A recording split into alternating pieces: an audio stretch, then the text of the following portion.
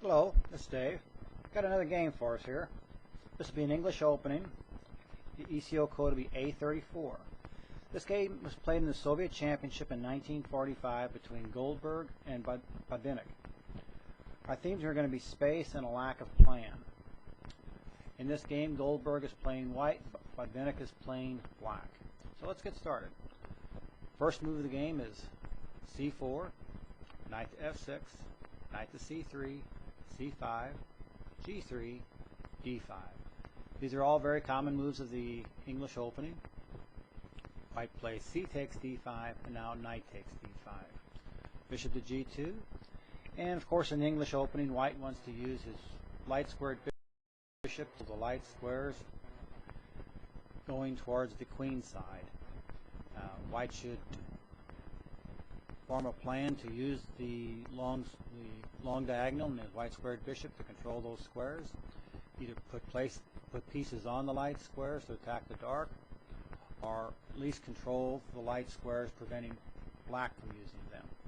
The next move of the game is knight to C7, knight to F3, knight to C6, white castles, and now E5.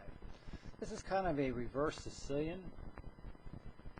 Black uses his pawns at C5 and E5 to prevent white from playing a thematic D4 push.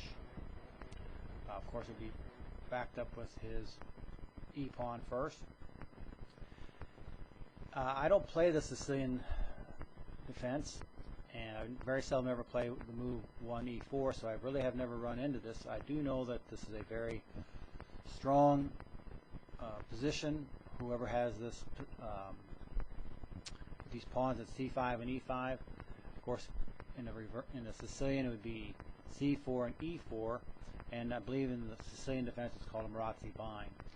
And you'll be seeing by this game how those two pawns really do restrict white's play throughout the game.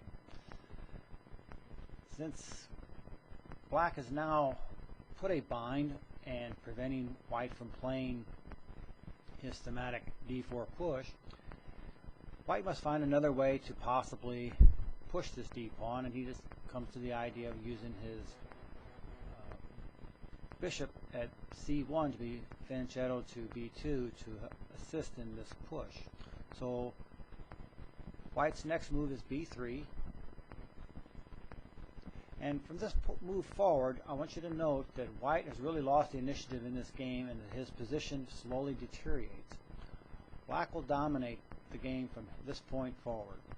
The next move is bishop to E7, bishop to B2, following white's plan of getting those pawns developed to E3 and eventually to D4. He might also have to play, let's say for example, this knight to B5 to help assist in this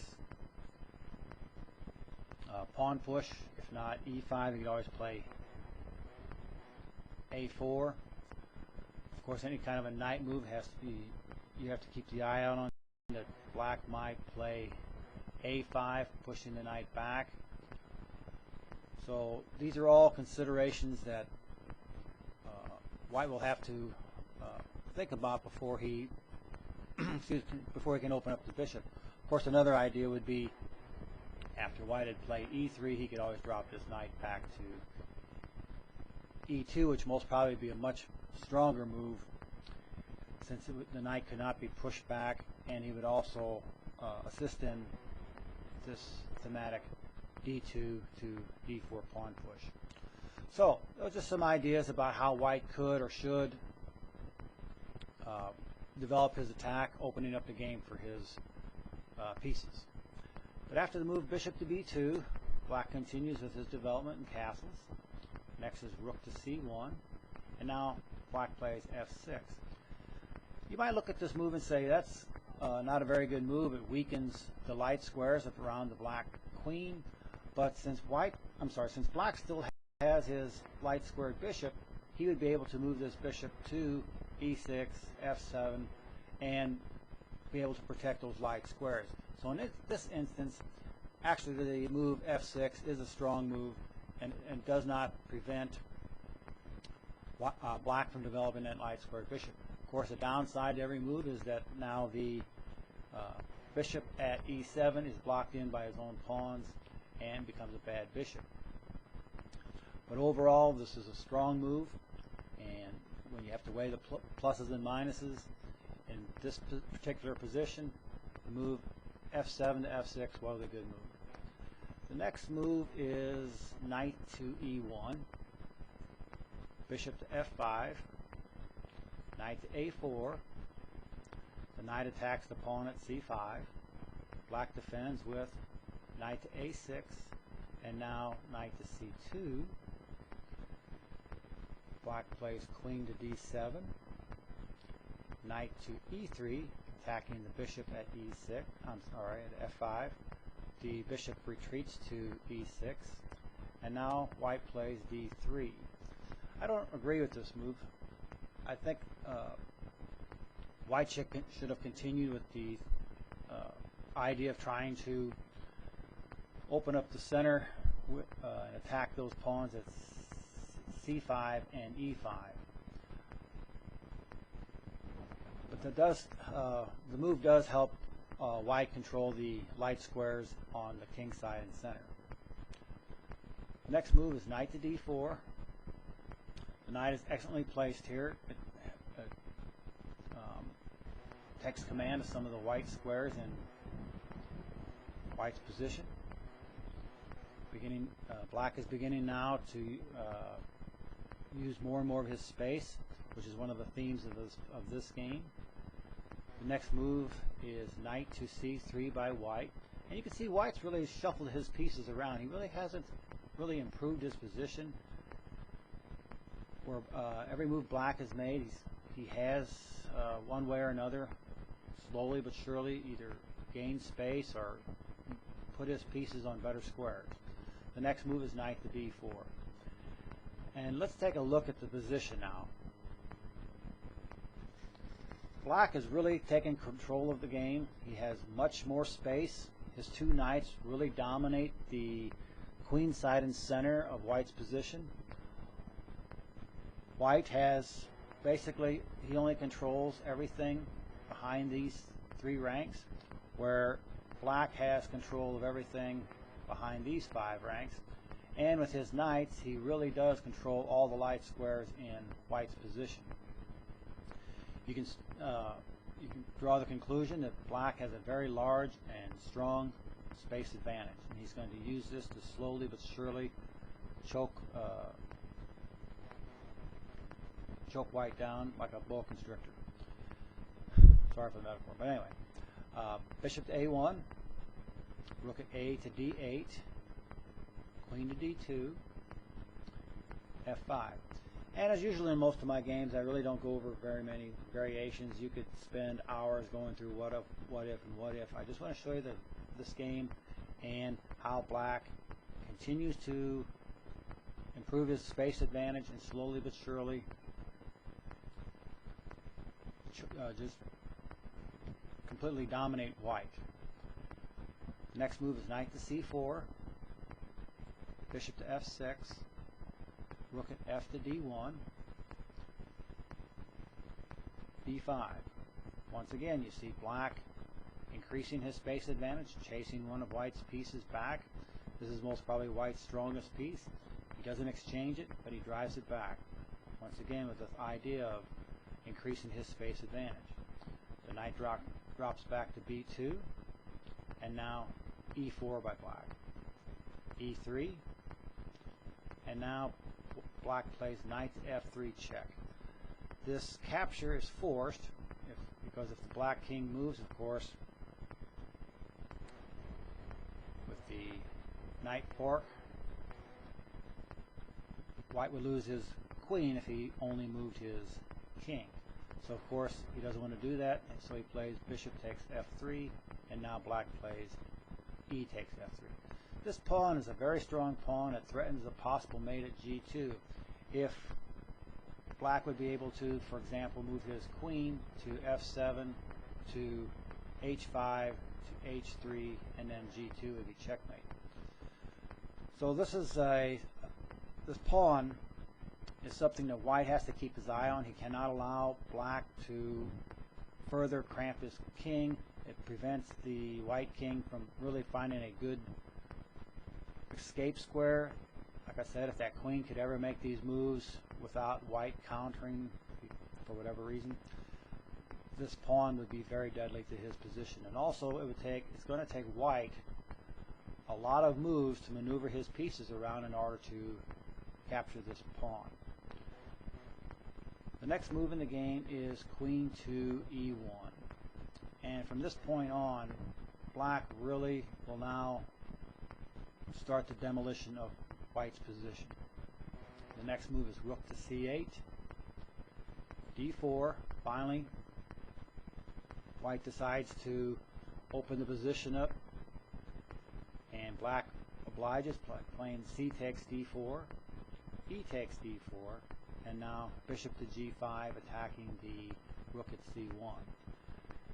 And you can also notice that the rook really doesn't have anywhere to go but except b1. This is also a very strong move because what it actually does, it gives black complete control over the c file. After white moves his rook, black, of course, has the file, and the bishop has the diagonal, and they both point to c1. And if you can ever control the base square of a file, you will have control of it. Also note that after the move, if white played rook to c1, the knight here at c3 is only protected by the queen. So if you could move, for example, the rook to here, this bishop maybe move here, and now the c3 knight would be undefended because the white queen would have no way to maneuver around to protect that knight. So this is a very important move. The bishop to g5, like I said, takes control of the c file, and by doing so, it once more black takes more and more control of the space of the game. Okay, let's go back to the game move. Black had just played bishop to g5, and like I said, it's taking control of the c file and the diagonal from c1 to h6.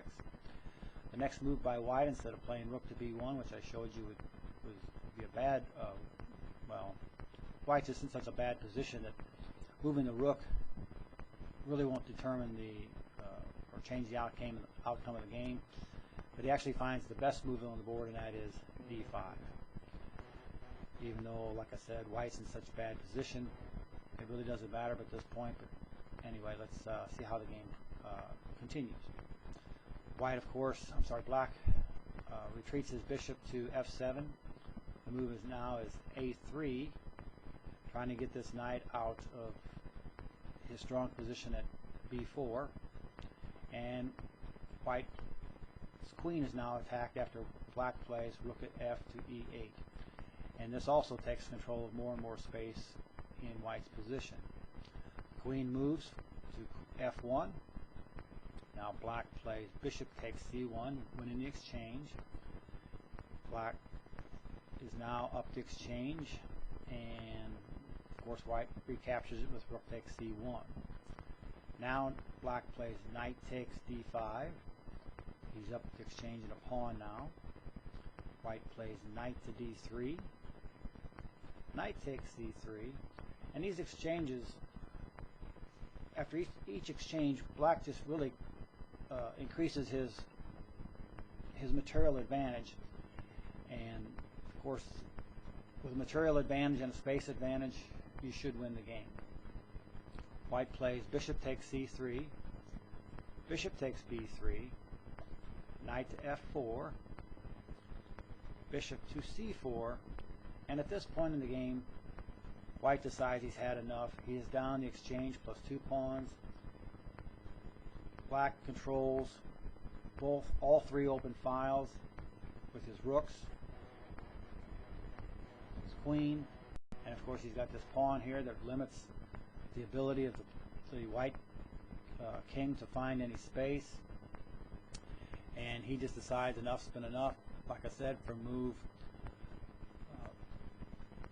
let me see what move that number was. Oh,